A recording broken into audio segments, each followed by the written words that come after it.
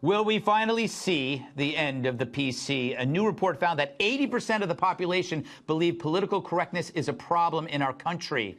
And it's a belief felt by everyone, young, old, Black, white, Asians, Hispanic, Native Americans, all of them think PC thought sucks. I call that unity. 2/3 of Americans fall into the exhausted majority who are tired of the polarization and tiptoeing around the easily offended. And get this, only 8% of Americans are progressive activists. The leftiest of the left, those are the ones who push the PC, meaning only 8% is telling us what we can and cannot say. That seems like tyranny. Anyway, so has PC culture limited speech in any way? Well, I found some books that were supposed to be published this year, but because of the PC culture, they aren't going to be published. Here are a few of them, and I'm very angry about this. This is one of the first books I found right here. It's called Spotty Sally, Betty Blemish, and Pigment Pam. 1,000 funny names to call girls with freckles. Terrible. This is the stuff we're gonna lose. Your dad looks like your dad's best friend. No, sorry, you look like your dad's best friend. 500 clever sayings for birthday clowns.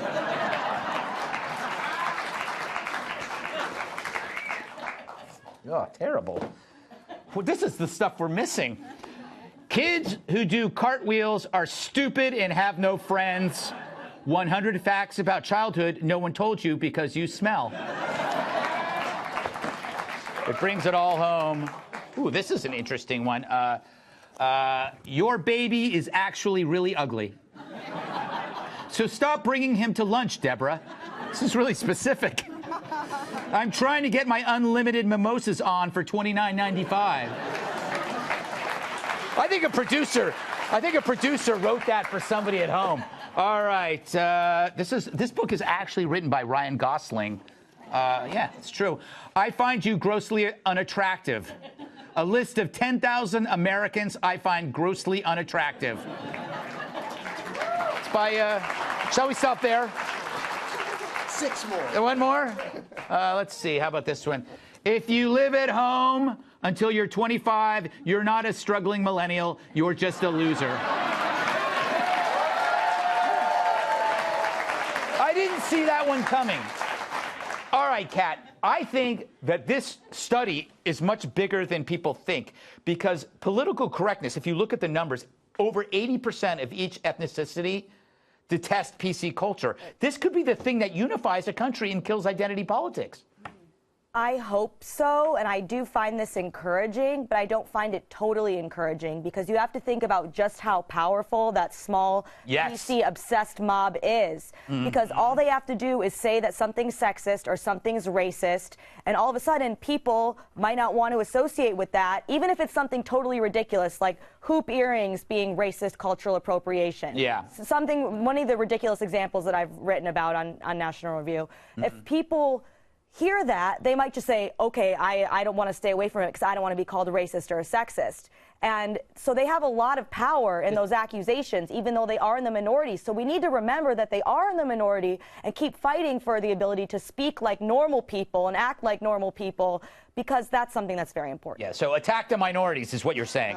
Jesus, Kat.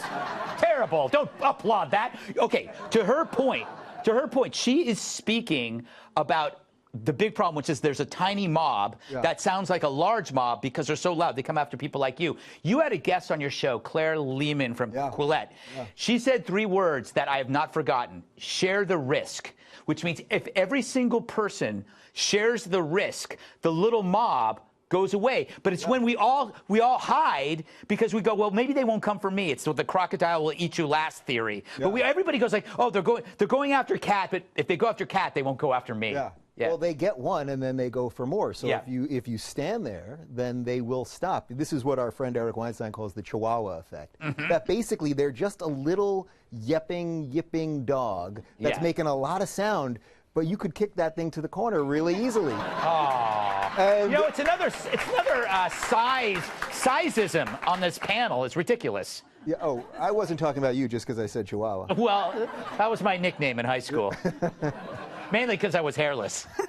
Iris. The problem is the people that control that, it's the mainstream media, and it's people who have a large voice. Like a perfect example, when we've had situations where an opinion columnist will say something on a TV show that is tough, no one wants to hear it, and then someone will come on TV and be like, I was offended, and I don't think her sponsor should protect her, the sponsor should leave, and the CEOs will automatically bail. HR.